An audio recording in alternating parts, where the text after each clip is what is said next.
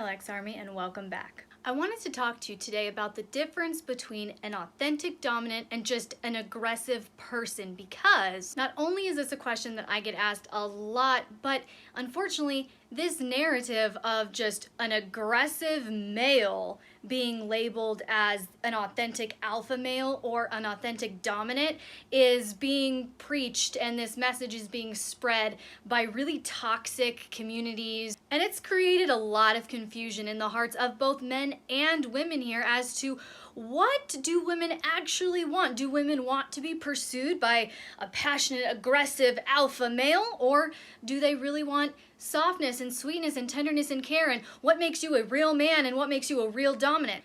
And it's really produced this false toxic narrative that women are turned on and actually sexually aroused by controlling, egotistical, narcissistic douchebags, as long as he knows how to please her in bed and he wears the right suit. But as a woman who works with women, who has received countless messages from the women in my community, we are here to say that that narrative is total bullshit. That there is a big difference between a proper, healthy dominant and just an aggressive, narcissistic asshole. So today I'm going to break down the primary differences between aggression and dominance, as well as illustrate the top 10 traits that my community, the submissives in my community, have said they look for the most in a potential dominant.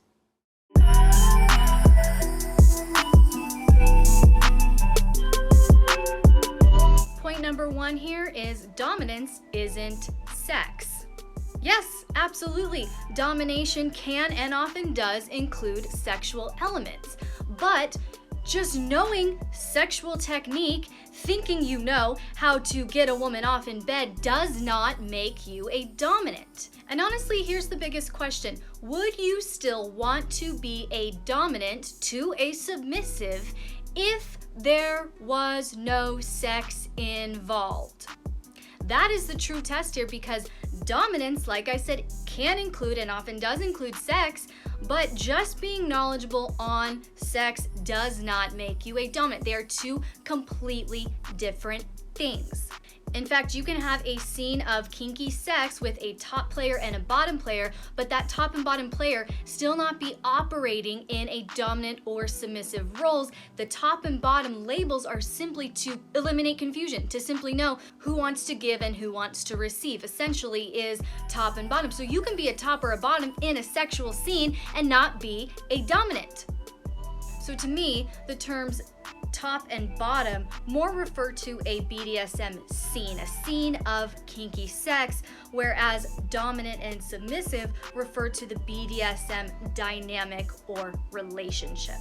Next point, dominance is not aggression. Yes, you can absolutely have an aggressive style of dominance or act in some aggressive ways, have some aggressive styles of play, primal play, edge play, etc. in your kinky playtime, but merely being an aggressive person does not make you a dominant.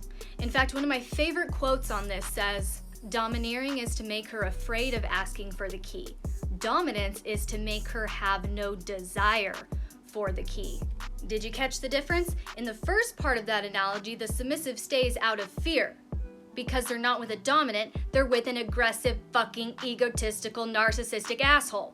In the second part of that analogy, it was talking about a submissive staying out of true, authentic devotion and desire. You just walking around with your ego, thinking that you can bark orders and yell commands and be harsh and cold and emotionally immature and not give anything but just spankings and verbal cues. You don't know the first thing about healthy leadership and healthy dominance if you think that. And even in our lifestyle, in our community, we have labels for styles of dominance that aren't overtly aggressive, which proves my point. Have you heard of soft dominance? Have you heard of a daddy dom? Those indicate that there are different, not only styles and personalities of a dominant, but that they can and should take on a caretaking role. And our third point here, dominance isn't selfish. Yes, dominance absolutely includes being served, because that's part of what your submissive likes and enjoys. Your submissive likes to serve, to give. However, the chronic need to just get your own way in every fucking thing you do doesn't make you dominant. It makes you pathetic.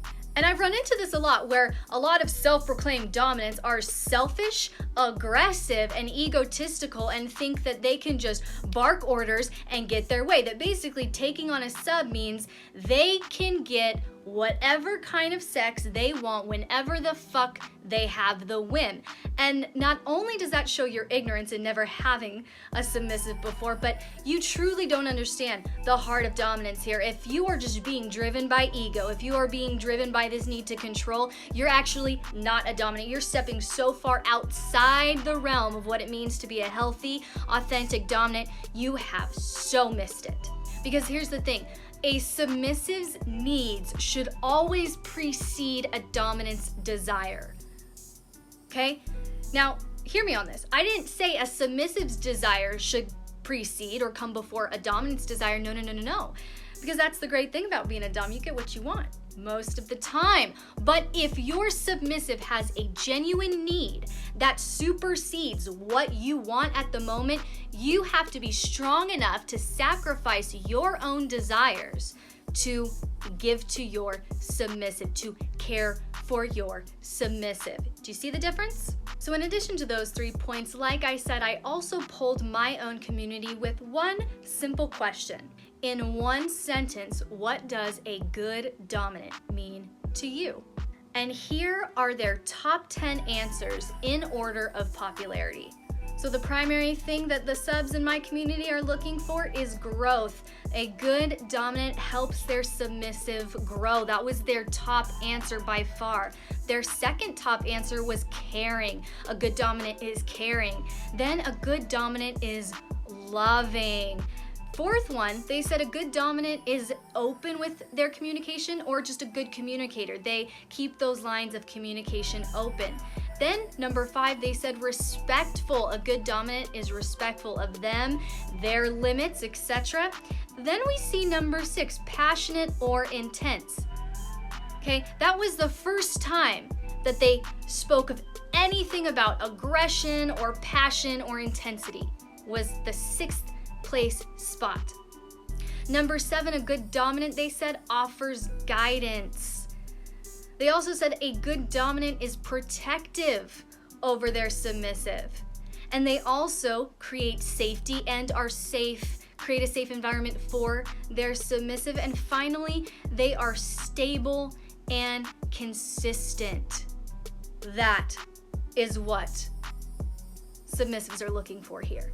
That is what they're longing for. That is what they're craving. And those are the traits that truly make up a healthy, authentic, really great dominant. A dominant who knows that kinky sex is very different than domination. A dominant who understands that their aggression does not make them dominant. And a dominant that truly wants to care for their submissive and not just have their selfish desires met.